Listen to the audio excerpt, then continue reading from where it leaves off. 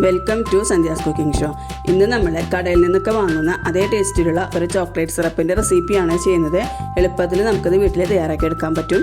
അപ്പോൾ നമുക്ക് അതിനെന്തൊക്കെയാണ് വേണ്ടതെന്ന് നോക്കാം. ഇതിനായിട്ട് ഞാനിവിടെ 3 ടേബിൾ സ്പൂൺ കൊക്കോ പൗഡറാണ് എടുത്ത് വെച്ചിട്ടുള്ളത്. അതുപോലെ 1 കപ്പ് വെള്ളം, 1/2 കപ്പ് പഞ്ചസാര. ഇനി നമുക്ക് നമ്മുടെ കൊക്കോ പൗഡർ ഒന്ന് മിക്സ് ചെയ്തെടുക്കണം. അപ്പോൾ അതിനായിട്ട് നമ്മൾ എടുത്ത് വെച്ചിട്ടുള്ള 1 കപ്പ് വെള്ളത്തിൽ നിന്ന് കുറച്ച് വെള്ളം ഒഴിച്ചിട്ട് ഇതൊന്ന് കലക്കിയെടുക്കണം. അപ്പോൾ ഒട്ടും തന്നെ കട്ടയില്ലാതെ മിക്സ് ചെയ്തെടുക്കുക. നമ്മൾ എക്സ്ട്രാ വെള്ളം ഒഴിച്ച് മിക്സ് ചെയ്യരുത്. നമ്മൾ എടുത്ത് വെച്ചിട്ടുള്ള 1 കപ്പ് വെള്ളത്തിൽ നിന്ന് വേണം നമ്മളിതിലേക്ക് വെള്ളം ഒഴിച്ച് മിക്സ് ചെയ്തെടുക്കാനായിട്ട്. ഞാനിപ്പോൾ നന്നായിട്ട് തന്നെ കട്ടയില്ലാതെ മിക്സ് ചെയ്ത് എടുത്തിട്ടുണ്ട്. ഏകദേശം 1/4 കപ്പ് വെള്ളത്തിലാണ് കൊക്കോ പൗഡർ മിക്സ് ചെയ്തെടുത്തിട്ടുള്ളത്. നമുക്ക് വീട്ടിൽ എളുപ്പത്തിൽ ചെയ്തെടുക്കാൻ പറ്റുന്ന നല്ലൊരു ചോക്ലേറ്റ് സിറപ്പാണ്. ഇനി നമുക്ക് ചോക്ലേറ്റ് സിറപ്പ് ഉണ്ടാക്കാം. അതിനായിട്ട് ഒരു പാൻ വെച്ചിട്ടുണ്ട്. തീ കത്തിച്ചിട്ടില്ല. ബാക്കിയുള്ള 1/4 കപ്പ് വെള്ളം നമുക്ക് ഈ പാനിലേക്ക് ഒഴിച്ചു കൊടുക്കാം. അതിനുശേഷം നമ്മൾ എടുത്തു വെച്ചിട്ടുള്ള 1/2 കപ്പ് പഞ്ചസാര കൂടി ചേർത്ത് കൊടുക്കാം. ഇനി നമുക്ക് ഫ്ലെയിം ഓൺ ചെയ്ത് കൊടുക്കാം. അപ്പോൾ മീഡിയം ഫ്ലെയിമിൽ വെച്ചിട്ട് നമുക്ക് ഈ പഞ്ചസാര ഒന്ന് മെൽറ്റ് ചെയ്തെടുക്കണം. അപ്പോൾ ഫ്ലെയിം കൂട്ടി വയ്ക്കരുത്. മീഡിയം ഫ്ലെയിമിൽ വെച്ചിട്ട് തന്നെ നമ്മളിത് മെൽറ്റ് ചെയ്തെടുക്കണം. അതുപോലെ തന്നെ ഇതിലേക്ക് എടുക്കുന്ന cocoa powder dark cocoa powder, light cocoa powder ഏത് വേണമെങ്കിലും നമുക്ക് യൂസ് ചെയ്യാം.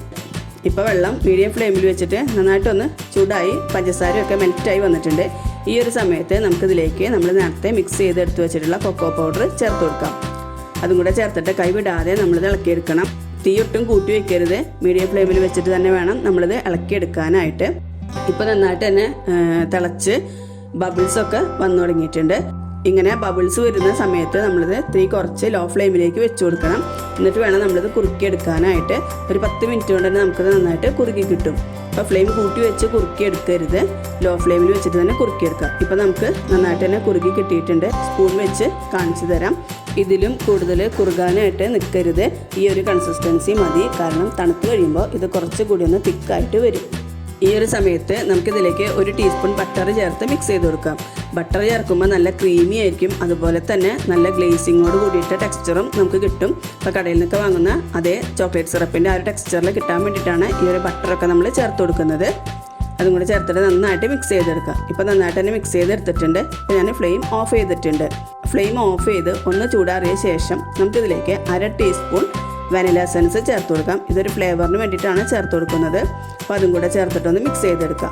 അപ്പോൾ ഒന്ന് തണുത്ത ശേഷം മാത്രം വനില എസൻസ് ചേർത്ത് കൊടുക്കുക. അപ്പോൾ നന്നായിട്ട് തന്നെ മിക്സ് ചെയ്തെടുത്തിട്ടുണ്ട്. ഇപ്പോൾ നമ്മുടെ കടയിൽ നിന്നൊക്കെ വാങ്ങുന്ന അതേ ടേസ്റ്റിലുള്ള ചോക്ലേറ്റ് സിറപ്പ് റെഡി ആയിട്ടുണ്ട്. ഇനി നമുക്കിതൊരു ബൗളിലേക്ക് മാറ്റാം. ഇപ്പോൾ നമുക്ക് ലൂസ് പോലെ തോന്നും, പക്ഷേ അതൊന്ന് ചൂടാറി കഴിയുമ്പോൾ നല്ല തിക്കായിട്ട് വരും. അത് കറക്റ്റ് കൺസിസ്റ്റൻസിയിൽ നമുക്ക് കിട്ടും. ഇത് നല്ല പോലെ ചൂടാറിയ ശേഷം എയർ ടൈറ്റ് കണ്ടെയ്നറിലാക്കി നമ്മൾ ഫ്രിഡ്ജിൽ സൂക്ഷിക്കുകയാണെങ്കിൽ ഒരു 2 മാസത്തോളമൊക്കെ നമുക്ക് കേടുകൂടാതെ ഇരിക്കും.